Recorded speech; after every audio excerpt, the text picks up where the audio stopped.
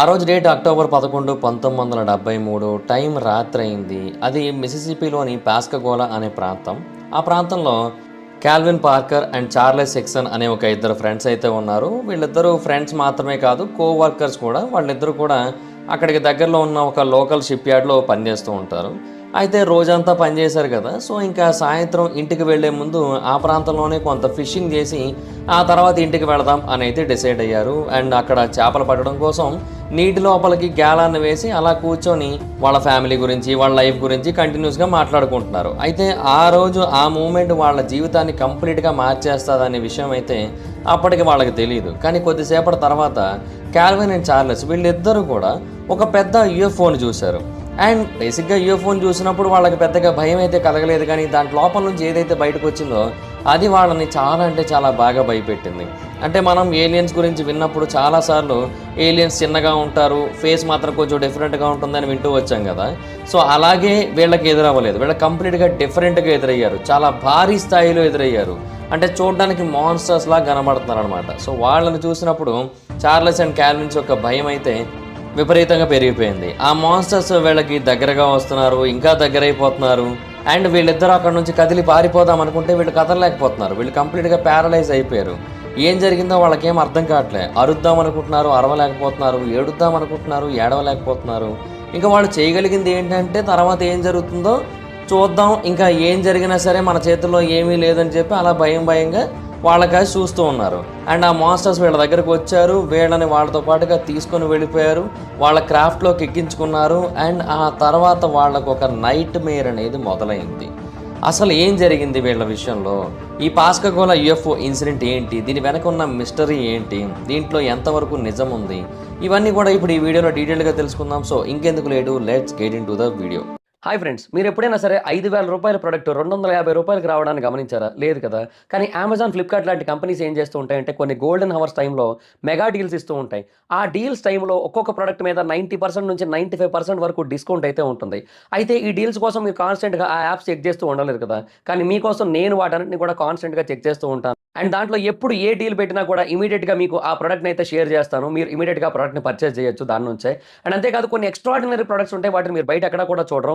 వాటి గురించి కూడా నేను మీకు షేర్ చేస్తాను. మీరు సింపుల్గా చేయాల్సింది ఒకటే, కింద డిస్క్రిప్షన్లో మన టెలిగ్రామ్ ఛానల్ లింక్, మన వాట్సాప్ ఛానల్ లింక్, మన ఇన్స్టా బ్రాడ్కాస్ట్ ఛానల్ లింక్ ఉంటాయి.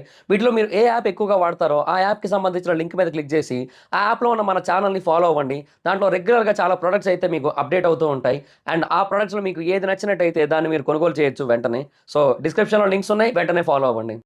చార్లెస్ సెక్సన్ అండ్ కాల్విన్ పార్కర్ వీళ్ళిద్దరూ కూడా ఒక షిప్ బిల్డింగ్ కంపెనీలో కోవర్కర్స్. సో రోజంతా గట్టిగా పనిచేసిన తర్వాత వాళ్ళు పాస్కగోలా రివర్కి అయితే వెళ్ళారు.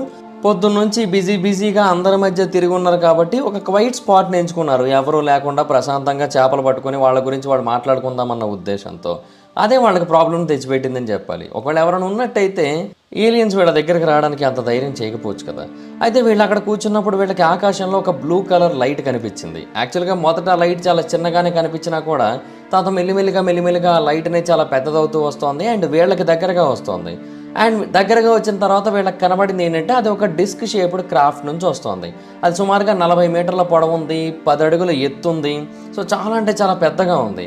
అండ్ అది నీటి మీద కూడా తేలుతూ వస్తుంది. అండ్ అదొక స్ట్రేంజ్ బజ్జింగ్ సౌండ్ని కూడా క్రియేట్ చేస్తోంది. అండ్ సడన్గా అది వీళ్ళకి దగ్గరగా వచ్చి ఆగింది. అండ్ దాంట్లోంచి 3 క్రీచర్స్ కంప్లీట్గా బయటకు వచ్చాయి. అండ్ ఆ బయటకు వచ్చినవి కూడా నేల మీద పూర్తిగా ల్యాండ్ అవ్వలేదు. అవి నేల మీద కూడా గాల్లో తేలుతున్నట్టుగానే ఉన్నాయి. అవి ఒక్కొక్కటి 5 అడుగుల ఎత్తు అయితే ఉన్నాయి. వాటి యొక్క స్కిన్ చాలా పాలిపోయినట్టుగా ఉంది. అండ్ అంతేకాకుండా బాగా ముడతలు కూడా పడిపోయి ఉంది. అండ్ వాటి యొక్క హెడ్స్ డైరెక్ట్గా వాటి యొక్క షోల్డర్స్కి కనెక్ట్ అయిపోయి ఉంది. అండ్ వాటి యొక్క ఫేసెస్ కూడా చూడడానికి చాలా భయంకరంగా ఉన్నాయి. అండ్ ముక్కు దగ్గర కూడా ఏవో చిన్న కన్నాలు వంటివి ఉన్నాయి తప్ప ముక్కు ఉన్నట్టు కనబడట్లేదు. చెవులేమో చాలా పెద్దగా, చాలా డిఫరెంట్గా ఉన్నాయి. అండ్ కళ్ళు కూడా చాలా పెద్దగా ఉన్నాయి, బట్ వాటిలో జీవం ఉన్నట్టుగా కనిపించట్లేదు. అండ్ వీటికి చేతులకు బదులుగా క్రాబ్స్కి ఎలాగైతే క్లాస్ ఉంటాయో సేమ్ అలాంటి క్లాస్ అయితే ఉన్నాయి. సో ఆ క్రీచర్స్ అనేవి చాలా వింత శబ్దాలు చేసుకుంటూ వీళ్ళకి దగ్గరగా వస్తున్నాయి. చార్లెస్ అండ్ కాల్విన్ ఏమో కంప్లీట్గా ప్యారలైజ్ అయిపోయారు భయంతో. అయితే కొద్దిసేపటికి వాళ్ళకి అర్థమైంది ఏంటంటే వాళ్ళు భయం వల్ల ప్యారలైజ్ అవ్వలేదు, ఆ క్రీచర్స్ ఏదో చేసాయి వీళ్ళని, అందువల్ల వీళ్ళు ప్యారలైజ్ అయిపోయి ఇలాగ హెల్ప్లెస్ సిచ్యువేషన్లో ఉండిపోయారు అనేది వాళ్ళకి అర్థమైంది. ఆ తర్వాత ఆ బీయింగ్స్ కాల్విన్ అండ్ చార్లెస్ని వీళ్ళిద్దరిని కూడా వాళ్ళ క్లాస్తో పాటుగా పట్టుకొని వీళ్ళని పైకి ఎత్తి వీళ్ళ యొక్క క్రాఫ్ట్లోకి తీసుకొని వెళ్ళిపోయారు. అయితే వీళ్ళు బేసిక్గా పెద్ద మనుషులే కదా, అడల్ట్ పీపులే. బేసిక్గా ఒక పర్సన్ ఏజ్ 19, ఒక పర్సన్ ఏజ్ 43. ఒక పర్సన్ ఏంటంటే అప్పుడే జాబ్లో చేరాడు, ఇంకొక పర్సన్ ఎప్పటి నుంచో ఆ ప్రాంతంలో జాబ్ చేస్తున్నాడు. సో వీళ్ళ ఏజ్లు ఇంత ఉన్నాయంటే ఆబ్వియస్లీ వీళ్ళు చాలా హెవీ వెయిటే ఉంటారు. కానీ వీళ్ళిద్దరిని కూడా ఆ ఏలియన్స్ ఎంత తేలిగ్గా ఎత్తేసాయంటే ఏదో చిన్న టెడ్డీ బేర్ బొమ్మలు ఉంటాయి చూడండి, వాటిని ఎలా ఎత్తుతాం మనం, సో అంత ఈజీగా వీళ్ళని ఎత్తేయడం జరిగింది. అండ్ కాల్విన్కి ఏంటంటే కంప్లీట్గా భయం వేసేసింది తను చిన్నపిల్లడు అవడం వల్ల. అంటే 19 ఏళ్ళు అంటే మరీ టూ మచ్ ఎక్స్పీరియన్స్ అయితే ఏం లేదు కదా. సో అందువల్ల విపరీతంగా భయపడిపోయి కళ్ళు తిరిగి పడిపోయాడు. బేసిక్గా తను అదృష్టవంతుడనే చెప్పాలి. తర్వాత చార్లెస్ కంప్లీట్గా నంబగా మారిపోయాడు. అండ్ ఆ తర్వాత ఏం జరుగుతుందో అర్థం కాకుండా కంప్లీట్ బ్లాంక్గా ఉండిపోయాడు. అంటే అతని మైండ్ అతని యొక్క బాడీ నుంచి సెపరేట్ అయిపోయినట్టుగా అతనికి అనిపించింది. అండ్ ఈ బీయింగ్స్ ఏమో చార్లెస్ని క్యాల్విన్ని ఇద్దరిని కూడా క్రాఫ్ట్లో తీసుకెళ్ళిపోయిన తర్వాత ఆ క్రాఫ్ట్ మళ్ళీ గాల్లోకి ఎగరడం మొదలుపెట్టింది. అండ్ అప్పటి వరకు వీళ్ళకి మెటల్స్ లాగా కనిపిస్తున్న కొన్ని ప్రాంతాలు మాయమైపోయి ఎంట్రన్స్లు క్రియేట్ చేస్తూ వచ్చాయి. ఇవన్నీ కూడా చాలా డిఫరెంట్గా అనిపించాయి చార్లెస్కి. చార్లెస్ ప్యారలైజ్ అయిపోయాడు, కేవలం తన కళ్ళను మాత్రమే మూవ్ చేయగలుగుతున్నాడు. అండ్ ఏదైతే అక్కడ లైటింగ్ ఉందో అదైతే అతని కళ్ళని కంప్లీట్గా బ్లైండ్గా చేసేస్తుంది. అంటే ఏం కనబడట్లేదు, కేవలం ఆ లైట్ తప్ప. సో చార్లెస్ కళ్ళు మూసేసుకుంటున్నాడు కూడా. అండ్ చార్లెస్ మైండ్ ఏమో కంటిన్యూస్గా తిరుగుతోంది, కదలలేకపోతున్నాడు, చూడలేకపోతున్నాడు, ఎక్కడో ట్రాప్ అయిపోయాడని అర్థమవుతోంది. ఈ క్రీచర్స్ ఏంటో తెలియట్లేదు. సో ఏం అర్థం కాకుండా ఉంది అతనికి. అండ్ కొద్దిసేపటి తర్వాత చల్లటి క్లాస్ అతని యొక్క స్కిన్ని ప్రెస్ చేస్తున్నట్టుగా అతనికి అనిపించింది. సో అతను కళ్ళు మూసుకొని ఉన్నాడు కాబట్టి అలాగే ప్రార్థిస్తూ ఉన్నాడు, ఇదంతా ఒక కళ అయితే బాగున్ను, నేను ఇప్పుడు ఆ కళ నుంచి బయటకు వచ్చేస్తే బాగున్ను అని. కానీ ఆ ప్రేయర్స్ అయితే సైలెంట్గానే మిగిలిపోయాయి. ఎందుకంటే అది డ్రీమ్ అయితే కాదు, అది ఒక నైట్ మేర్, అదొక పీడకల. కానీ అతను రియల్ లైఫ్లోనే ఉన్నాడు కదా. కొద్దిసేపటి తర్వాత కాల్విన్ నిద్రలోంచి లేచాడు. అతను ఒక ఫ్లాట్ మెటాలిక్ సర్ఫేస్ మీద ఉన్నాడు, అది కూడా ఆ ఏలియన్ క్రాఫ్ట్ లోపలే ఉంది. అండ్ అతని యొక్క రూమ్ కంప్లీట్గా రౌండ్గా ఉంది, మొత్తం వైట్ లైట్ కొడుతుంది. ఆ వైట్ లైట్ కూడా ఏదో సెపరేట్గా లైట్లు ఉన్నట్టు కాకుండా అక్కడ ఉన్న గోడల నుంచే బయటకు వస్తుంది, అదే వచ్చిన ప్రాబ్లం. అండ్ లోపల ఏదైతే ఎయిర్ ఉందో అది కూడా చాలా థిక్గా ఉన్న ఫీలింగ్ కలిగింది. అండ్ ఆ మెటాలిక్ సెంట్ కూడా ఎలాగుందంటే ఓజోన్ స్మెల్ లాగా ఉంది. అంటే ఒక లైట్నింగ్ స్ట్రైక్ అయిన తర్వాత ఓజోన్ స్మెల్ ఎలాగ ఉంటుందో అలా ఉందని తెలియజేశాడు. అండ్ అంతేకాకుండా ఏవైతే క్రీచర్స్ ఉన్నాయో ఆ క్రీచర్స్ కూడా అమోనియా వాసనని బయటకు రిలీజ్ చేస్తున్నాయంట. సో ఇలాగా మల్టిపుల్ కైండ్ ఆఫ్ ఒపీనియన్స్ అయితే వచ్చాయి అతనికి. కాల్విన్ యొక్క ఐస్ మెల్లిమెల్లిగా ఆ లైట్కి కొంత అడ్జస్ట్ చేసుకున్న తర్వాత అతను ఎదురుగా ఏముందో చూడటం స్టార్ట్ చేశాడు.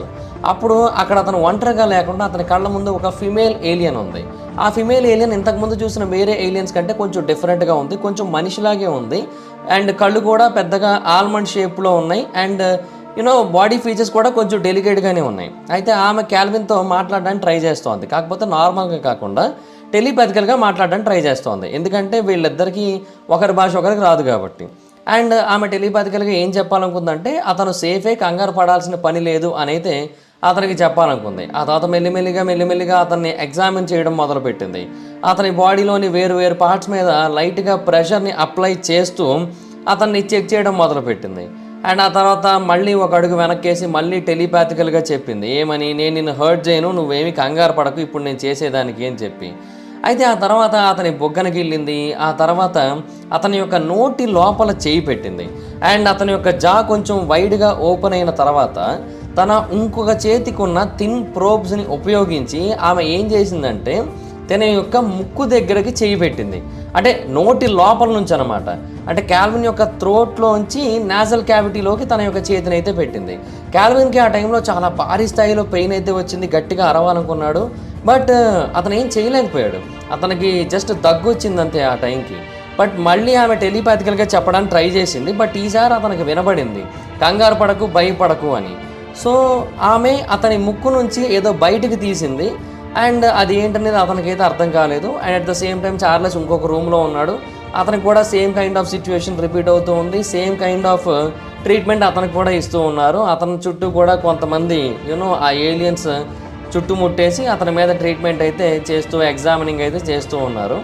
అండ్ బేసిక్గా అక్కడ ఉన్న ఏలియన్స్ యొక్క బాడీ మూమెంట్స్ కూడా చాలా అన్యాచురల్గా అనిపించాయి వీళ్ళిద్దరికీ కూడా.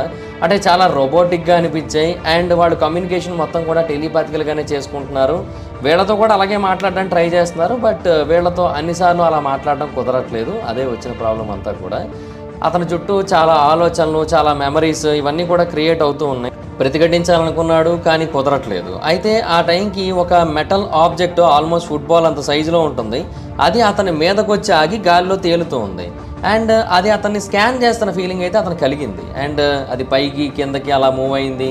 అండ్ అతని తల చుట్టూ కూడా ఒకసారి కంప్లీట్గా రొటేట్ అయింది. సో ఇలాగా వీళ్ళని కంప్లీట్గా స్కాన్ కూడా చేశారు. సో ఆ తర్వాత చార్లెస్ అండ్ క్యాల్విన్ వీళ్ళిద్దరూ కూడా ఆ ప్రొసీజర్స్ని అలా కంటిన్యూ చేస్తున్న టైంలో వాళ్ళు నోటీస్ చేసింది ఏంటంటే ఆ వేరే ఏలియన్స్ ఏవైతే ఉన్నాయో అవన్నీ వేరు వేరు రకాల టాస్కులు చేస్తున్నాయి. అట్ ద సేమ్ టైం చాలా సైలెంట్గానే చేస్తున్నాయి. అండ్ వీటిని అబ్జర్వ్ కూడా చేస్తున్నాయి. అండ్ ఆ రూమ్లో ఎక్కడ చూసినా కూడా కంప్యూటర్స్ లాంటివి కనబడుతూ ఉన్నాయి. రూమ్ మొత్తం ఉన్నాయి. అండ్ కొన్నిసార్లు లైట్స్ బ్లింక్ అవుతున్నాయి. అలా బ్లింక్ అవుతున్నప్పుడు వాళ్ళకి అక్కడ కొన్ని హోలోగ్రాఫిక్ సింబల్స్ కూడా కనిపించాయి. వాటిని చూసినప్పుడు వీళ్ళకి హీరోగ్లిఫ్స్ గుర్తొచ్చాయని తెలియజేశారు. అండ్ ఇంకోటి ఏంటంటే అవి మెల్లిమెల్లిగా వాటి యొక్క షేప్ను కూడా మార్చుకుంటూ ఉన్నాయి. అలాగా ఏవేవో రీసెర్చ్లు అయితే చేశారు వీళ్ళ మీద. అదేంటనేది వీళ్ళకి ఏం అర్థం కాలేదు. బట్ వాళ్ళకైతే ఒకటి అర్థమైంది, వాళ్ళ కళ్ళ ముందు ఏదైతే క్రాఫ్ట్ కనబడుతుందో అది నార్మల్ మెషిన్ అయితే కాదు. అది చాలా డిఫరెంట్ ఎయిర్ క్రాఫ్ట్. అది చాలా సెన్సియంట్గా ఉంది. అంటే మనల్ని అది అర్థం చేసుకుంటోంది, మన ప్రాబ్లం ఏంటో తెలుసుకుంటోంది, మనల్ని స్కాన్ చేస్తోంది, మనల్ని స్టడీ చేస్తోంది, మనల్ని అబ్జర్వ్ చేస్తోంది. ప్రతిదీ జరుగుతుంది దాని చుట్టూ. సో ఒక మనిషి మన కళ్ళ ముందు ఉంటూ మనం బెడ్ మీద ఉన్నప్పుడు మనల్ని ఎలాగైతే నోటీస్ చేస్తుంటాడో సేమ్ అలాగే అది కూడా నోటీస్ చేస్తున్నట్టుగా వీళ్ళైతే ఫీల్ అయ్యారనమాట. అండ్ వీళ్ళ యొక్క మైండ్స్ని కంప్లీట్గా అది డీకోడ్ చేయడానికి ట్రై చేస్తోంది, కనెక్ట్ చేయడానికి ట్రై చేస్తోంది. అండ్ ఆ టైంలో కొన్ని స్ట్రేంజ్ రిథమిక్ బజింగ్ సౌండ్స్ కూడా వచ్చాయి దాని నుంచి. అదైతే మాత్రం వీళ్ళకి చాలా డిస్ఓరియంటింగ్గా అనిపించింది. అంటే ఆ సౌండ్ వింటూ ఉంటే వీళ్ళకి వాంతులు వచ్చేస్తున్న ఫీలింగ్ అయితే కలుగుతోంది. సో ఆ సౌండ్ మెల్లిమెల్లిగా చాలా ఎక్కువైపోయింది. అండ్ ఆ సింబల్స్ కూడా వీళ్ళ కళ్ళ ముందు తేలడం చాలా ఎక్కువైపోయింది. అండ్ ఆ తర్వాత అక్కడ ఉన్న స్మెల్ ఏదైతే ఉందో అది కూడా చాలా డిఫరెంట్ ఎక్స్పీరియన్స్ని ఇస్తోంది. సో బేసిక్గా ఒక మనిషి వీటన్నిటిని కూడా తట్టుకోలేడు. అంటే ఇదంతా కూడా ఒక పీడకలగా మారిపోతుంది కదా. వీటిని తట్టుకునే విధంగా హ్యూమన్ మైండ్ డిజైన్ చేయబడలేదు.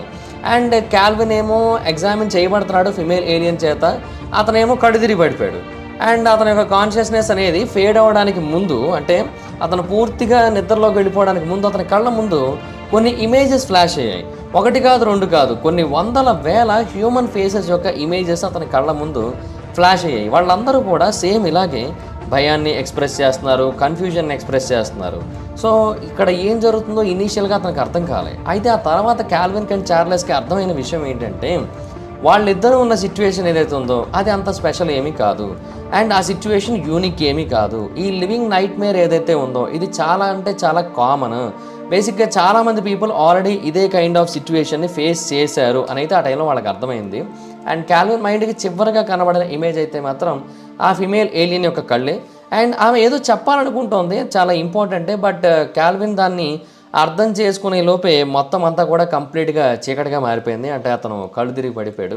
కొంతసేపటి తర్వాత క్యాల్విన్ పార్కర్ అండ్ చార్లెస్ సిక్సన్ వీళ్ళిద్దరూ కూడా ఒక నది ఒడ్డున నిద్ర లేచారు. అండ్ వీళ్ళిద్దరూ కూడా కంప్లీట్గా డిసోరియంట్ అయిపోయారు, టెర్రిఫైడ్ అయిపోయారు, అంటే విపరీతంగా భయపడుతున్నారు. అండ్ ఆ క్రాఫ్ట్ ఏమో వీళ్ళని వదిలేసి వెళ్ళిపోయింది. వీళ్ళు ఏమనుకున్నారంటే ఎన్నో గంటలు గడిచింది అక్కడ అనుకున్నారు, కానీ కేవలం 20 నిమిషాలు మాత్రమే అయింది. అంతకుముందు వాళ్ళు అక్కడ కూర్చున్న టైంకి ఇప్పుడు వాళ్ళు వచ్చిన టైంకి. అండ్ వాళ్ళు మెల్లిమెల్లిగా నార్మల్ పొజిషన్కి చేరుకున్న తర్వాత ఈ ఇన్సిడెంట్ గురించి గవర్నమెంట్ అఫీషియల్స్కి చెప్పాలి అనుకున్నారు. సో ఫస్ట్ వాళ్ళు ఎయిర్ ఫోర్స్ వాళ్ళకి కాల్ చేశారు. వాళ్ళేమో ఇది మాకు సంబంధించిన కేసు కాదు, మీరు పోలీస్ అఫీషియల్కి చెప్పండి, ఎయిర్ ఫోర్స్ వాళ్ళు దీన్ని హ్యాండిల్ చేయరు అని చెప్పారు. మేబీ వాళ్ళు అలా చెప్పి తప్పించేసుకొని సీక్రెట్గా ఇన్వెస్టిగేట్ చేయడానికి అలా చెప్పారేమో. సో వీళ్ళు ఏం చేశారంటే ఇమీడియట్గా స్టేషన్కి వెళ్ళారు. అక్కడ ఉన్న షెరీఫ్తో మిగతా ఆఫీసర్స్తో వీళ్ళు ఫేస్ చేస్తున్న సిచ్యువేషన్ గురించి కంప్లీట్గా ఎక్స్ప్లెయిన్ చేశారు. యాక్చువల్గా ఆ స్టోరీని ఇనీషియల్గా వాళ్ళు ఎవరు కూడా నమ్మలేదు. కాకపోతే వీళ్ళ మాటల్లో వీళ్ళ కళ్ళల్లో ఉన్న జెన్యూన్ ఫియర్ ఏదైతే ఉందో దాన్ని చూసి ఆ ఆఫీసర్స్కి ఓకే వీళ్ళు చెబుతుంది నిజమేనేమో అనిపించి బట్ కన్ఫర్మ్ చేసుకోవడం కోసం వీళ్ళిద్దరిని టెస్ట్ చేయాలనుకున్నారు. క్యాల్విన్ని చార్లెస్ని వీళ్ళిద్దరిని కూడా ఒక రూమ్లో వదిలేసి అక్కడ వాళ్ళ కన్వర్జేషన్ రికార్డ్ చేయడం మొదలుపెట్టారు. యాక్చువల్గా అలా రికార్డ్ చేస్తున్న విషయం వాళ్ళకైతే తెలియదు. సో వాళ్ళు ఏం మాట్లాడుకుంటారో మొత్తం రికార్డ్ చేయాలని డిసైడ్ అయ్యారు. అండ్ వాళ్ళిద్దరూ ఆ టైంలో మాట్లాడుకున్నది ఏదైతే ఉందో అది ఆ సిచ్యువేషన్ని నిజమే అని కన్ఫర్మ్ చేస్తోంది. అంటే ఆ రికార్డింగ్లో క్యాల్విన్ అండ్ చార్లెస్ వీళ్ళిద్దరూ కూడా ఆ రోజు రాత్రి వాళ్ళకి ఎదురైన భయంకరమైన సిచ్యువేషన్ గురించి మాట్లాడుకుంటున్నారు. పార్కర్ ఏమో నాకు ఆల్మోస్ట్ హార్ట్ అటాక్ వచ్చేసింది, ఇంకా చనిపోవడానికి 1 ఇంచు దగ్గర వరకు వెళ్ళి అక్కడ నుంచి మళ్ళీ వెనక్కి వచ్చాను అంటే హిక్సన్ కూడా అవును నాకు కూడా చాలా భయం వేసింది, దేవుడా నన్ను కాపాడు, దేవుడికి నా మీద జాలి ఉంది కాబట్టి ఈ మాత్రమైనా బ్రతికాను, ఇప్పుడు ఇలాగా అందరి ముందు తిరగలుగుతున్నాను, ఇలాగే మాట్లాడుకున్నారు వాళ్ళు. అంటే ఆ జరిగిన ఇన్సిడెంట్ నిజమే కానీ ఎవరు నమ్మట్లేదు అని కూడా మాట్లాడుకున్నారు వాళ్ళు. సో అంత ఎగ్జాక్ట్గా వాళ్ళిద్దరు కూడా మాట్లాడుకుంటున్నారు. బట్ ఆ రికార్డింగ్ అనేది జరుగుతున్న విషయం వాళ్ళకి తెలియదు. సో నిజమే మాట్లాడుకున్నారని అందరూ నమ్మారు. ఆ రికార్డింగ్కి పేరేంటంటే ద సీక్రెట్ టేప్. అది బేసిక్గా ఈ ఇన్సిడెంట్కి ఒక కీ పీస్ ఆఫ్ ఎవిడెన్స్గా మారింది. వీళ్ళు చెబుతుంది నిజమే అని చెప్పి చాలామంది ఆ రికార్డింగ్ విన్నాకే నమ్మడం మొదలుపెట్టారు. కాల్విన్ అండ్ చార్లెస్ వీళ్ళిద్దరూ కూడా ప్రతి మాటని కూడా చాలా క్లియర్గా చెప్పారు. అట్ ద సేమ్ టైం చాలా భయపడుతూ చెప్పారు. రెండూ జరిగాయి అనమాట. సో చాలామంది పీపుల్ ఏంటంటే వాళ్ళ విషయంలో ఏదో ఎక్స్ట్రాడినరీ థింగ్ అయితే జరిగింది. పాస్కాగోలా రివర్ దగ్గర వాళ్ళిద్దరిని నిజంగానే ఏలియన్స్ కిడ్నాప్ చేశారని చాలామంది చెప్పారు. ఆ తర్వాత చాలా ఐ విట్నెస్లు కూడా వచ్చాయి. అంటే ఆ రోజు రాత్రి ఆకాశంలో మేము స్ట్రేంజ్ లైట్స్ని చూసామని తెలియజేశారు. అఫీషియల్ రికార్డ్స్లో సుమారుగా 50 సెపరేట్ కాల్స్ వచ్చాయి పోలీసులకి ఆ రోజు. అంటే మేమందరం కూడా ఒక లార్జ్ ఓవల్ క్రాఫ్ట్ని చూసాము, దానికి బ్లూ కలర్ లైట్స్ వస్తున్నాయి అండ్ అవి చాలా అంటే చాలా పెద్దగా ఉన్నాయి, ఇవన్నీ కూడా చెప్పారు. అంటే కాల్విన్ అండ్ చార్లెస్ ఏవైతే చెప్పారో సేమ్ అదే విషయాలు వాళ్ళు కూడా చెప్పారనమాట. సో ఇమీడియట్గా ఈ వార్త చాలా బాగా స్ప్రెడ్ అయిపోయింది. మీడియా కానీ, యూఎఫ్ఓ బిలీవర్స్ కానీ, స్కెప్టిక్స్ కానీ వీళ్ళందరూ కూడా ఆ చిన్న టౌన్కి అయితే చేరుకున్నారు. వాళ్ళందరూ కూడా కాల్విన్ అండ్ చార్లెస్ని కాన్స్టెంట్గా ఇంటర్వ్యూ చేయడం మొదలుపెట్టారు. అయితే బేసిక్గా పబ్లిసిటీ బాగా పెరిగిపోయింది. But at the same time negativity కూడా పెరిగింది. అంటే వాళ్ళు చెబుతుంది అబద్ధం అనే పాయింట్ కూడా స్ప్రెడ్ అయింది. అండ్ ఆ టైంలో ఇద్దరికి లైట్ డిటెక్టర్ టెస్టులు పెట్టారు అండ్ చాలాసార్లు పెట్టారు, ఒకసారి కూడా కాదు. అండ్ వాళ్ళు కూడా పాస్ అయిపోయారు ఆ టెస్టులు. సో వాళ్ళు చెబుతుంది నిజమైన అప్పుడు మళ్ళీ చాలామంది నమ్మారు. కానీ లైట్ డిటెక్టర్ టెస్టులని మోసం చేసేయడం ఈజీ అని తర్వాత మనం చాలాసార్లు చూసాం కదా. సో అందువల్ల వీటిని మనం అంత ఎగ్జాక్ట్గా అయితే నమ్మలేం.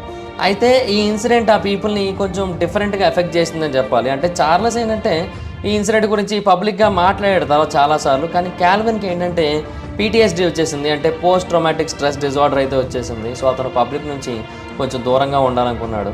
బట్ ఎనీహో పాస్కాగోలా UFO ఇన్సిడెంట్కి అయితే మాత్రం అన్ఎక్స్పెక్టెడ్గా చాలా నెక్స్ట్ లెవెల్ ఇంపాక్ట్ క్రియేట్ అయ్యింది. అంటే UFO ఇన్సిడెంట్స్ గురించి అందరూ డిస్కస్ చేసుకునేలా చేసింది. చాలా టూ మచ్ అటెన్షన్ తీసుకొని వచ్చింది ఏలియన్ అబ్డక్షన్స్ కోసం. అండ్ ఎస్పెషల్లీ ఏలియన్ అబ్డక్షన్స్ అనేవి చాలా కామన్. మనం అనుకుంటున్న దానికంటే ఎన్నో రెట్లు ఎక్కువగా ఏలియన్ అబ్డక్షన్స్ అనేవి జరుగుతున్నాయని అందరూ అనుకునేలా చేసింది ఈ ఇన్సిడెంట్. ఈ పాస్కాగోలా ఇన్సిడెంట్ అనేది చాలా ఫ్యాసినేటింగ్గా ఉంటుంది. అట్ ద సేమ్ టైం చాలా టెర్రిఫైయింగ్గా కూడా ఉంటుంది. అండ్ ఇది అంత యూనిక్గా అయితే ఏముండదు. ఎందుకంటే అంతకుముందు మనం చాలాసార్లు చూసాము ఈ ఏలియన్ అబ్డక్షన్స్ అనేవి జరిగినట్టుగా. ఎక్స్ట్రా టెరెస్ట్రియల్ ఎన్కౌంటర్స్, ఏలియన్ అబ్డక్షన్స్ గురించి ఇంతకుముందు ఎన్నోసార్లు ఎన్నో రిపోర్ట్స్ అయితే వచ్చాయి. అదెందుకు one of the most famous case అయితే 1961లో వచ్చిన Betty and barley hill alien abduction. బేసిక్గా వీళ్ళు న్యూ హ్యాంప్షైర్లో ఉన్నప్పుడు వీళ్ళని ఏలియన్స్ అబ్డక్ట్ చేశారని చెప్పారు వాళ్ళు. అండ్ వీళ్ళు చెప్పింది ఏంటంటే ఏలియన్స్ చాలా చిన్నగా ఉన్నారు, గ్రే స్కిన్ ఉంది, లార్జ్ ఐస్ అయితే ఉన్నాయని తెలియజేశారు. వీళ్ళని ఆ స్పేస్ షిప్లో తీసుకొని వెళ్ళిన తర్వాత వీళ్ళ మీద ఎగ్జామినేషన్ చేశారని తెలియజేశారు. అలాగే ట్రావిస్ వాల్టన్ అనే ఒక పర్సన్ని కూడా 1975లో ఏలియన్స్ అబ్డక్ట్ చేయడం జరిగింది. ఇన్ఫ్యాక్ట్ దీనికి సంబంధించి మల్టిపుల్ విట్నెస్లు కూడా ఉన్నాయి. అంటే వాల్టన్ డిసపియర్ అయిపోయింది అతని యొక్క క్రూ మెంబర్స్ కళ్ళ ముందే. అతను మరియు అతని యొక్క క్రూ మెంబర్స్ ఒక UFOని చూశారు సీగ్రేవ్స్ నేషనల్ ఫారెస్ట్లో ఉన్నప్పుడు. అండ్ ఆ కోవర్కర్స్ ఒక పెద్ద లైట్ బీమ్ ఇతన్ని కొట్టడాన్ని చూశారు. అండ్ ఆ తర్వాత ఆ లైట్తో పాటుగా ట్రావిస్ కూడా మాయమైపోయాడు. సో ఒక 5 రోజుల పాటు కంటిన్యూస్గా మిస్ అయ్యాడు అతను. అతని కోసం చాలా పెద్ద సంఖ్యలో ఆ ప్రాంతంలో వెతికారు. అండ్ ట్రావిస్ మళ్ళీ కనిపించాడు 5 రోజుల తర్వాత. అతను చెప్పింది ఏంటంటే అతన్ని ఒక స్పేస్ క్రాఫ్ట్లో తీసుకొని వెళ్ళారు. అక్కడ లార్జ్ ఐడ్ క్రీచర్స్ ఉన్నాయి. అండ్ ఒకనొక టైంలో అతని మీద ఎగ్జామినేషన్ జరుగుతున్నప్పుడు మధ్యలో తప్పించుకొని అక్కడ ఏముందో మొత్తం చెక్ చేశాడంట ఆ క్రాఫ్ట్ అంతా కూడా. సో వేరే దగ్గర అతనికి పెద్ద మనుషులు, అంటే సేమ్ మనలాగే హైట్ ఉన్నోళ్ళు, ఇంకా మనకంటే ఎక్కువ హైట్ ఉన్నోళ్ళు కూడా కనిపించారంట. వాళ్ళు మనుషుల్లాగా ఉన్నారని తెలియజేశాడు. ఆ తర్వాత 1985లో విట్లీ స్ట్రీబర్ అనే ఒక పర్సన్ ఉన్నాడు. అతన్ని కూడా న్యూయార్క్లోని అప్స్టేట్లో ఉన్న అతని యొక్క క్యాబిన్ నుంచి ఏలియన్స్ అబ్డక్ట్ చేశారని అతను తెలియజేశాడు. అండ్ అతను చెప్పింది ఏంటంటే తనని ఎత్తుకొని వెళ్ళిపోయిన వాళ్ళు పొట్టిగానే ఉన్నారు, కళ్ళు మాత్రం చాలా పెద్దగా ఉన్నాయి, అండ్ వాళ్ళ యొక్క హెడ్స్ కూడా చాలా పెద్దగా ఉన్నాయని తెలియజేశారు. బేసిక్గా ఈ పర్సన్ తనకి జరిగిన ఎక్స్పీరియన్స్ అన్నిటి గురించి కమ్యూనియన్ అనే ఒక పుస్తకాన్ని రాశాడు. అంటే అందులో తనకి ఎలాంటి పెయిన్ఫుల్ ప్రొసీజర్స్ ఇచ్చారు, అంటే ఎలాంటి ఎగ్జామినేషన్స్ చేశారు, ఇవన్నీ కూడా చెప్పాడు అనమాట. ఒక ఎగ్జామినేషన్లో అతని యొక్క బ్రెయిన్లోకి ఒక నీడిల్ని అయితే ఇంజెక్ట్ చేయడం జరిగింది. అంటే ఇవి మాత్రమే కాదులేండి, ఇంకొన్ని దారుణమైనవి కూడా చేశారు. అంటే తెలిసిందే కదా, కిందన అక్కడ కూడా ఎగ్జామినేషన్లు అయితే చేశారనమాట, సూదులు గుచ్చి. సో అవన్నీ కూడా చాలా భయంకరంగా ఉంటాయి. వాటి గురించి ఎగ్జాక్ట్ డీటెయిల్డ్గా మాట్లాడలేము కూడా మనం, అందుకే దాని గురించి మాట్లాడలేదు. అయితే ఈ కమ్యూనియన్ అనే పుస్తకం చాలా పాపులర్ అయింది అండ్ చాలామంది దాన్ని కొని ఏలియన్ అబ్డక్షన్స్ విషయం మీద కూడా చాలా ఎక్కువగా ఇంట్రెస్ట్ చూపించడం మొదలుపెట్టారు. అండ్ ఆ తర్వాత ఒక సినిమాగా కూడా తీశారు. అఫ్ కోర్స్ అదంత గొప్పగా ఏం లేదంట, చాలా వరస్ట్గా ఉందంట. హాలీవుడ్లో దానికి సంబంధించిన రివ్యూస్ చూస్తే చాలా వరస్ట్ రెస్పాన్స్ వచ్చిందనమాట. సో డెఫినెట్లీ ఒక బ్యాడ్ మూవ్ అని చెప్పొచ్చు. అయితే ఆ తర్వాత ఆల్గాష్ అబ్డక్షన్స్ అనే ఇంకొక అబ్డక్షన్ ఇన్సిడెంట్ కూడా 1976 సంవత్సరంలో జరిగింది. ఇందులో ఏకంగా 4 మనుషుల్ని అబ్డక్ట్ చేయడం జరిగింది. వీళ్ళు మెయిన్ దగ్గర ఒక క్యాంపింగ్ ట్రిప్లో ఉన్నారు. ఆ టైంలో వీళ్ళ 4 కూడా ఏలియన్స్ వాళ్ళతో వచ్చిన స్పేస్ క్రాఫ్ట్లో తీసుకొని వెళ్ళిపోయారు. అండ్ అక్కడ వీళ్ళని ఎగ్జామిన్ చేశారు. వీళ్ళు చెప్పిన దాని ప్రకారం వీళ్ళ యొక్క హెడ్స్ కూడా చాలా పెద్దగా ఉన్నాయి, నెక్స్ చాలా పొడవుగా ఉన్నాయి, బాడీస్ ఏమో చాలా స్లిమ్గా ఉన్నాయని తెలియజేశారు. సో పాస్కోకోలా ఈవెంట్ లాంటి ఇన్సిడెంట్స్ అంతకు ముందు కూడా చాలా జరిగాయి. అండ్ ఇప్పుడు ఈ ఇన్సిడెంట్ కూడా పాస్కోకోలా లాగా మల్టిపుల్ విట్నెస్లు కూడా ఉన్నాయన్నమాట. అండ్ ఈ కేసులు అన్నింటిలోని కూడా మనకు కొన్ని సిమిలర్ డీటెయిల్స్ చెబుతున్నారు. అవి ఏంటంటే paralysis, levitation, telepathic communication and కొన్ని invasive procedures. So most of the abductions అనేవి సింగిల్ ఇన్సిడెంట్స్. అంటే విక్టిమ్స్ని ట్రామటైజ్ చేసి ఆ తర్వాత వదిలేస్తారు, మళ్ళీ ఎత్తుకొని వెళ్ళిపోవడం ఇలాంటివి అయితే జరగదు. కానీ కొన్ని కేసుల్లో ఏంటంటే ఆ అబ్డక్షన్ అనేది బిగినింగ్, ఆ తర్వాత ఇంకా చాలా జరుగుతూ ఉంటాయన్నమాట. ఇప్పుడు చార్లెస్ సిక్సన్ ఆ తర్వాత కూడా చాలా రకాల ఇన్సిడెంట్ని ఫేస్ చేశాడు. అంటే పాస్కోకోలా ఇన్సిడెంట్ జరిగిన తర్వాత అతను మరిన్ని ఏలియన్ ఎన్కౌంటర్స్ని అయితే చేయడం జరిగింది. అండ్ 1974 జనవరిలో ఒక ఫిమేల్ ఎంటిటీ అతని యొక్క ఇంటిని అయితే విజిట్ చేసింది. అండ్ అతను చెప్పింది ఏంటంటే ఆమె చాలా పొడవుగా అందంగా ఉంది, పాలిపోయిన స్కిన్తో అయితే ఉంది, అండ్ ఆమె కళ్ళు చాలా పెద్దగా ఆల్మండ్ షేప్లో ఉన్నాయని కూడా తెలియజేశాడు. ఆవిడ ఎందుకు వచ్చింది అంటే ఏమో చెప్పలేదు. ఆ తర్వాత చార్లెస్ ఇలాంటి ఎన్కౌంటర్స్ని చాలానే ఫేస్ చేశానని తెలియజేశాడు. అంటే 1980s యొక్క బిగినింగ్లో కొన్ని యూఎఫ్ఓ సైటింగ్స్ చూశాడు. ఆ తర్వాత చాలా డిఫరెంట్ ఏలియన్ స్పీసెస్తో ఫిజికల్గా కాంటాక్ట్ కూడా అయ్యాడు. అండ్ తర్వాత చాలా ఏలియన్స్ అతనితో కూర్చొని భూమి గురించి డిస్కస్ చేసాయంట. అంటే భూమి యొక్క ఎన్విరాన్మెంట్ గురించి, భూమి యొక్క పొల్యూషన్ గురించి ఏలియన్స్ బాధను వ్యక్తపరిచాయంట. అర్రర్రే మీ భూమి ఇట్లా నాశనం అయిపోతుందబ్బా, ఏంది మీ ఓల్డ్ చూసుకోవాలి కదా, ఇట్లా చెప్పాయంట. అండ్ అంతేకాకుండా న్యూక్లియర్ వెపన్స్ కోసం, ఫ్రీ ఎనర్జీ కోసం అండ్ హ్యూమన్స్ కోసం, అన్నిటి కోసం కూడా వాళ్ళు ఏవేవో చెప్పారంట. కొంతమంది అయితే హ్యూమన్స్ని భూమి మీద ఒక ఎక్స్పెరిమెంట్లో భాగంగా పెట్టారని తెలియజేశారంట. అండ్ కొన్ని ఏలియన్స్ ఏమో చార్లెస్కి భూమి ఫ్యూచర్లో ఎలా ఉంటుంది అనే విజన్స్ని చూపించారంట. అంటే అడ్వాన్స్డ్ టెక్నాలజీతో కూడుకున్న విజన్స్ అన్నింటినీ కూడా చూపించారంట. ఆ తర్వాత 1983 చార్లెస్ చెప్పింది ఏంటంటే అతనికి ఒక ఏలియన్ ఇంప్లాంట్ని తన లోపలికి ఎక్కించారంట. అండ్ అతను కంటిన్యూస్గా ట్రాక్ చేస్తూ అతని యొక్క హెల్త్ని ఏలియన్స్ మానిటర్ చేస్తున్నారని కూడా తెలియజేశాడు. సో ఇలాగ చార్లెస్ 1 కాదు 2 కాదు ఎన్నెన్నో చెబుతూ వచ్చాడు. సో యూఎఫ్ఓ కమ్యూనిటీలో అతని యొక్క స్టోరీస్ బాగా పాపులర్ అవ్వడం మొదలుపెట్టి at the same time controversial కూడా అయ్యాయి. ఎందుకంటే చాలామంది వీటిని యాక్సెప్ట్ చేయరు కాబట్టి. ఎందుకంటే కొంతమంది ఏమంటారంటే ఇతను జస్ట్ ఇవన్నీ కూడా అటెన్షన్ సీకింగ్ కోసం చేస్తున్నాడు అంటారు. ఇంకొంతమంది ఏమో లేదు ఏలియన్స్ నిజంగానే ఉన్నాయని నమ్ముతూ ఇతను చెప్పినవన్నీ నిజమే నమ్ముతున్నారు. అయితే చార్లెస్ విషయంలో నాకు నచ్చని విషయం ఏంటి అంటే అతని యొక్క స్టోరీస్ని ఛాలెంజ్ చేస్తారు కదా కొన్ని ఇంటర్వ్యూస్లో. మీరు చెప్పిన దాంట్లో నిజం ఏంటి, ఇవన్నీ మాకు ఆన్సర్ చేయండి అంటే నేను వాటన్నిటికీ కూడా నా పుస్తకంలో జవాబు చెబుతానంటాడు. ప్రతిదానికి పుస్తకం అంటే ఎలాగా, ఇప్పుడు ఇంటర్వ్యూలో అడిగినప్పుడు అక్కడ ఆన్సర్ చేయాలి కదా, అబ్బే అప్పుడు చెప్పనంటారు. ఏమనంటే వర్షం వచ్చింగ్, సెలిబెట్టింగ్స్, వణికింగ్స్, ఇక్కడ ఉండలేము మేము, వెళ్ళిపోయి ఇంటికి వెళ్ళి వెచ్చటి వెదర్లో కూర్చొని పుస్తకం రాస్తాం, అందులో మ్యాటర్స్ అన్నీ ఎక్స్ప్లెయిన్ చేస్తాం అంటారు. అలా ఎలా కుదురుతుంది, అవ్వదు కదా అలాగా. సో అందువల్ల చాలామంది అతను చెప్పింది నిజమని నమ్మలేదన్నమాట. ఈ పాస్కోకోలా ఇన్సిడెంట్ అనేది బేసిక్గా చాలా బిలీవబుల్ ఇన్సిడెంట్. నిజంగానే ఏలియన్ అబ్డక్షన్ జరిగింది అని చాలామంది నమ్మేటట్టుగా చేసింది. ఎందుకంటే 2 అన్వావరింగ్ విట్నెస్లు ఉన్నాయి, ఒక సీక్రెట్ టేప్ రికార్డింగ్ ఉంది, అండ్ చాలామంది విట్నెస్లు దాన్ని చూసామని కూడా తెలియజేశారు ఆ రోజు రాత్రి. సో అందుకని one of the most compelling UFO cases in the హిస్టరీగా దీన్ని అయితే కన్సిడర్ చేస్తుంటారు. బట్ ఇది నిజమేనా, దీని గురించి మనం అర్థం చేసుకోవాల్సి ఉంటుంది. ఇప్పుడు చార్లెస్ సిక్సన్ అండ్ కాల్విన్ పార్కర్ వీళ్ళిద్దరి యొక్క ఎక్స్ప్లెనేషను, కన్సిస్టెన్సీ ఈ రెండూ తప్పిస్తే దీనికి సంబంధించి ఒక ఫిజికల్ ఎవిడెన్స్ కూడా దొరకలేదు. సో ఇక్కడ మనం కొన్ని సైకలాజికల్ ఎక్స్ప్లెనేషన్స్ని కూడా కన్సిడర్ చేయాల్సి ఉంటుంది. ఫర్ ఎగ్జాంపుల్ హిప్నాగోగిక్ హాలుసినేషన్స్ అని ఒకటి ఉంది. ఇవి ఒక వివిడ్ ఎక్స్పీరియన్స్, ఇది చాలా రేర్గా జరుగుతూ ఉంటుంది. అంటే మనం నిద్రలో ఉండడానికి మెలకువలోకి రావడానికి మధ్యలో ఒక సిచ్యువేషన్ ఉంటుంది. ఆ టైంలో మనకి ఇదైతే ఎక్స్పీరియన్స్ అవుతూ ఉంటుంది. సో ఆ టైంలో ఏమవుతుందంటే కంప్లీట్గా ప్యారలైజ్ అయిపోయిన ఫీలింగ్ వస్తూ ఉంటుంది. అండ్ ఏవేవో అన్ఎక్స్పెక్టెడ్ సిచ్యువేషన్స్ అన్నీ మన కళ్ళ ముందు కనబడుతూ ఉంటాయి. అండ్ అవన్నీ నిజంగానే జరుగుతున్న ఫీలింగ్ మనకు అందరికీ కూడా కలుగుతూ ఉంటుంది. ఆ టైంలో స్ట్రేంజ్ ఫిగర్స్ కనబడతాయి, వాయిసెస్ వినబడుతూ ఉంటాయి. అండ్ ఆ తర్వాత మనల్ని ఎవరో బలవంతంగా కంట్రోల్ చేస్తున్న ఫీలింగ్ ఉంటుంది, మన చుట్టూ చాలామంది ఉన్న ఫీలింగ్ కలుగుతూ ఉంటుంది. అండ్ పెరాలసిస్ గురించి కొంతమంది చెప్పిన ఇంకొక పాయింట్ ఏంటంటే స్లీప్ పెరాలసిస్ కూడా అయి ఉండొచ్చు. అంటే బేసిక్గా మనం నిద్రలోకి వెళ్తున్నప్పుడు మన బ్రెయిన్ ఏం చేస్తూ ఉంటుందంటే మన యొక్క మోటార్ ఫంక్షన్స్ అన్నింటినీ కూడా షట్ డౌన్ చేస్తుంది. సో అప్పుడు మనకి ఏవైతే కళలు వస్తాయో వాటికి తగ్గట్టుగా మనం యాక్ట్ చేయకుండా ఉంటాము అని. సో మనం ఆల్మోస్ట్ అన్కాన్షియస్ స్టేట్లోనే ఉంటాం. అండ్ ఆ టైంలో ఇలాంటివి జరుగుతూ ఉంటుంది. అంటే మనం ఎటు కదలలేము, ఏమీ చేయలేము, ఏదో జరుగుతున్నట్టు అనిపిస్తూ ఉంటుంది, మన మీద ఎవరో కూర్చున్నట్టు అనిపిస్తూ ఉంటుంది. బట్ అక్కడ ఎవరు ఉండరు, కానీ మనం ఏమీ చేయలేము, కదలలేము, అసలు ఏం చేయడానికి లేదు. సో దీన్ని స్లీప్ పెరాలసిస్ అంటారు. ఈ స్లీప్ పెరాలసిస్ అనేది చాలా ప్రాబ్లమాటిక్ థింగే.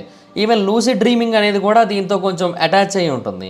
ఈ లూసిడ్ డ్రీమింగ్ అనేది కూడా one of the most difficult aspects in our sleep అని కూడా చెప్పొచ్చు.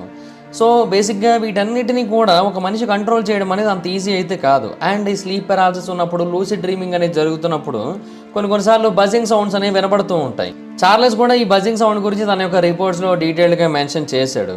అండ్ చాలా ఏలియన్ అబ్డక్షన్స్లో వాళ్ళందరూ కూడా ఈ హిప్నోగాగిక్ హాలుసినేషన్స్ని ఎక్స్పీరియన్స్ చేసినట్టుగా చాలామంది శాస్త్రవేత్తలు కూడా తెలియజేశారు. అంటే వాళ్ళు డార్క్ హ్యూమనాయిడ్ ఫిగర్స్ని చూస్తున్నట్టుగా వాళ్ళు తెలియజేశారనమాట అక్కడ పీపుల్ అందరూ కూడా. సో వీటిని శాస్త్రవేత్తలు షాడో పీపుల్ అని పిలుస్తుంటారు, లేదంటే ద హ్యాట్ మ్యాన్ అని కూడా పిలుస్తూ ఉంటారు. అంటే బేసిక్గా వీళ్ళు మన యొక్క మైండ్లో, మన యొక్క ఆలోచనల్లో అంతకు ముందు నుంచి ఉన్నవాళ్ళే. వాళ్ళు ఆ టైంలో మనకు అలా కనిపిస్తారు. ఇప్పుడు ఏలియన్స్ గురించి మనం కాన్స్టెంట్గా ఆలోచిస్తూ పడుకున్నట్టయితే మనకి ఏలియన్సే రాత్రులు నిద్రలో కనిపించవచ్చు కూడా. సో చాలా వరకు ఏలియన్ అబ్డక్షన్స్లో ఇదే జరిగింది. అండ్ ఇంకొక ఫెనోమినాన్ కూడా ఉంది, దాని పేరు ద హ్యాగ్. దీన్ని ఓల్డ్ హ్యాగ్ సిండ్రోమ్ అని కూడా పిలుస్తూ ఉంటారు. ఇది వచ్చినప్పుడు ఏమవుతూ ఉంటుందంటే, ఒక పర్సన్ మన కళ్ళ ముందు కనబడుతూ ఉంటాడు అండ్ చూడడానికి ఏదో విచ్ లాగా, లేదంటే విచ్ క్రాఫ్ట్ లాగా కనబడుతూ ఉంటారు. ఆ పర్సన్ మన మీదకి వస్తున్నట్టు, మనల్ని కంప్లీట్గా వాళ్ళలోకి లాక్కుంటున్నట్టు, మనకి ఏదో పెయిన్ కలుగుతున్నట్టు, ఈవెన్ మనల్ని శారీరకంగా హింసిస్తున్నట్టు, కొన్నిసార్లు మన మీద ఏదో అఘాయిత్యం చేస్తున్నట్టు, అంటే అమ్మాయిలు అయితే. సో ఇలాంటి కైండ్ ఆఫ్ ఎక్స్పీరియన్సెస్, ఇలాంటి కైండ్ ఆఫ్ ఫీలింగ్స్ కలుగుతూ ఉంటాయి ఆ టైంలో. సో దీన్ని ద హ్యాగ్ అని పిలుస్తూ ఉంటారు. సో కొంతమంది ఏమంటున్నారంటే, ఈ చార్లెస్ అండ్ క్యాల్విన్ కూడా ది హ్యాగ్ని ఎక్స్పీరియన్స్ చేసి ఉండొచ్చు అనేది తెలియజేస్తుంటారు. అంటే బేసిక్గా అబ్బాయిల్లో చాలామందిని మనం చూసినట్టయితే రాత్రులు సడన్గా ఉలికిపడి లేస్తూ ఉంటారు. సో దానికి కూడా ఈ హ్యాగ్ అనేది ఒక కారణమై ఉండొచ్చు అని చాలామంది నమ్ముతూ ఉంటారు. సో ఈ shadow people are the hat man, వీళ్ళు కూడా ఎవ్వరూ రియల్ కాదు. కాకపోతే ఏంటి అంటే, వాళ్ళు మన యొక్క ఆలోచన నుంచి పుట్టి మనకే కనిపించి మనల్ని భయపెడుతూ ఉంటారు అంతే, అంతకుమించి ఇంకేమీ లేదని అయితే శాస్త్రవేత్తలు తెలియజేస్తూ ఉంటారు. సో గోస్ట్ అనేవి రియల్గా ఉన్నాయా లేదా అనేది పక్కన పెట్టినట్టయితే, ఈ షాడో పీపుల్ అయితే నిజం కాదని చాలామంది చెబుతూ ఉంటారు.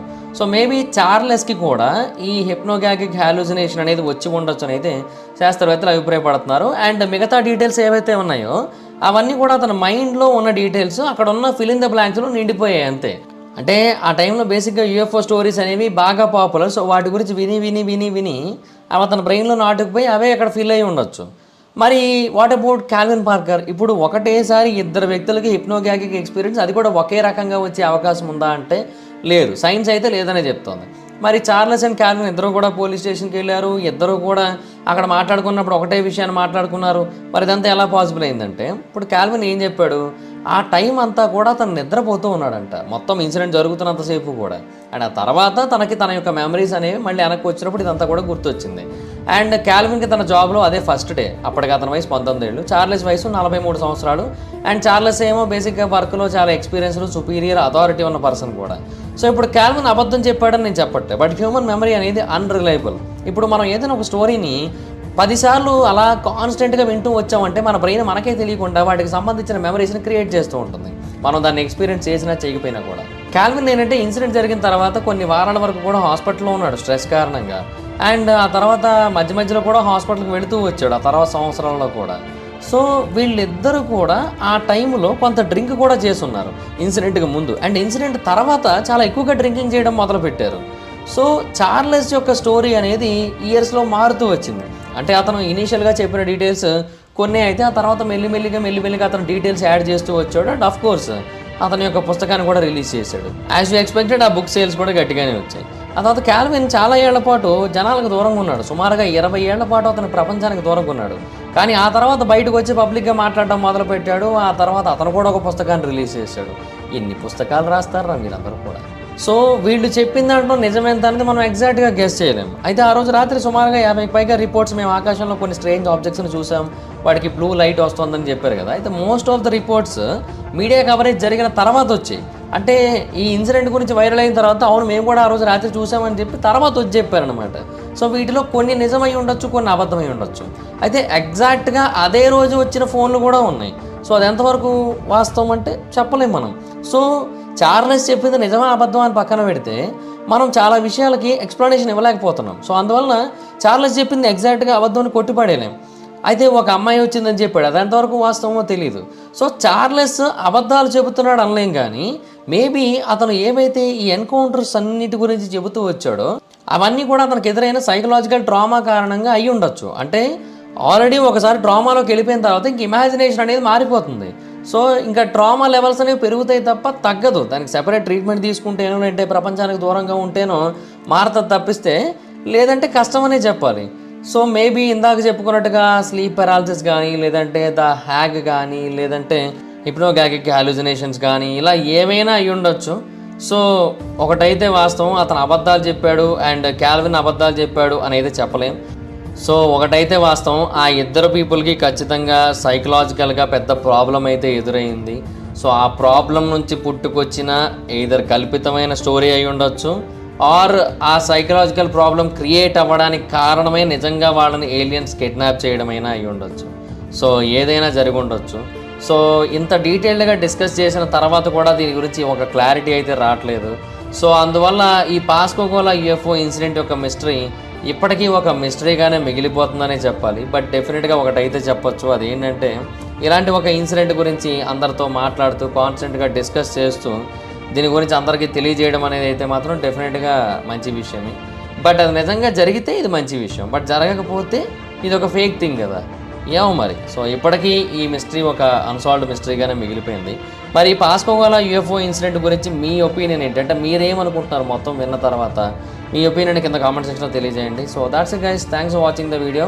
ఈ వీడియో కనుక మీకు నచ్చినట్టయితే లైక్ చేయండి, వీడియో షేర్ చేయండి. ఇప్పటివరకు ఎవరైనా మన ఛానల్ని సబ్స్క్రైబ్ చేసుకోకపోతే ఇప్పుడే సబ్స్క్రైబ్ చేసుకొని పక్కన ఉన్న బెల్ ఐకాన్ ఇచ్చేసి ఆల్లో పెట్టేసుకోండి. నా ఫర్దర్ వీడియోస్ మిస్ అవ్వకుండా చూడొచ్చు. చాలామంది చూస్తున్నారు కానీ సబ్స్క్రైబ్ చేసుకోవట్లేదు. So please try to subscribe, click the bell icon also. నా ఇన్స్టాగ్రామ్ ఐడి జబర్దస్త్ మైతర్, మా అక్క కూడా వచ్చిన ఫాలో అవచ్చు. థ్యాంక్ యూ సో మచ్ గా. బాయ్, మనం మీటర్ next video. Bye bye. Hi friends, మీరు ఎప్పుడైనా సరే 5,000 రూపాయల ప్రోడక్ట్ 250 రూపాయలకి రావడానికి గమనించారా? లేదు కదా. కానీ అమెజాన్, ఫ్లిప్కార్ట్ లాంటి కంపెనీస్ ఏం చేస్తూ ఉంటాయంటే కొన్ని గోల్డెన్ హవర్స్ టైంలో మెగా డీల్స్ ఇస్తూ ఉంటాయి. ఆ డీల్స్ టైంలో ఒక్కొక్క ప్రోడక్ట్ మీద 90% నుంచి 95% వరకు డిస్కౌంట్ అయితే ఉంటుంది. అయితే ఈ డీల్స్ కోసం మీరు కాన్స్టెంట్గా ఆ యాప్స్ చెక్ చేస్తూ ఉండలేరు కదా. కానీ మీకోసం నేను వాటన్నిటిని కూడా కాన్స్టెంట్గా చెక్ చేస్తూ ఉంటాను. అండ్ దాంట్లో ఎప్పుడు ఏ డీల్ పెట్టినా కూడా ఇమీడియట్గా మీకు ఆ ప్రోడక్ట్ని అయితే షేర్ చేస్తాను. మీరు ఇమీడియట్గా ఆ ప్రోడక్ట్ని పర్చేస్ చేయొచ్చు దాని నుంచే. అండ్ అంతేకాదు కొన్ని ఎక్స్ట్రాడినరీ ప్రొడక్ట్స్ ఉంటాయి, వాటిని మీరు బయట ఎక్కడ కూడా చూడరు. వాటి గురించి కూడా నేను మీకు షేర్ చేస్తాను. మీరు సింపుల్గా చేయాల్సింది ఒకటే, కింద డిస్క్రిప్షన్లో మన టెలిగ్రామ్ ఛానల్ లింక్, మన వాట్సాప్ ఛానల్ లింక్, మన ఇన్స్టా బ్రాడ్కాస్ట్ ఛానల్ లింక్ ఉంటాయి. వీటిలో మీరు ఏ యాప్ ఎక్కువగా వాడతారో ఆ యాప్కి సంబంధించిన లింక్ మీద క్లిక్ చేసి ఆ యాప్లో ఉన్న మన ఛానల్ని ఫాలో అవ్వండి. దాంట్లో రెగ్యులర్గా చాలా ప్రొడక్ట్స్ అయితే మీకు అప్డేట్ అవుతూ ఉంటాయి. అండ్ ఆ ప్రొడక్ట్స్లో మీకు ఏది నచ్చినట్టయితే దాన్ని మీరు కొనుగోలు చేయొచ్చు వెంటనే. సో డిస్క్రిప్షన్లో లింక్స్ ఉన్నాయి, వెంటనే ఫాలో అవ్వండి.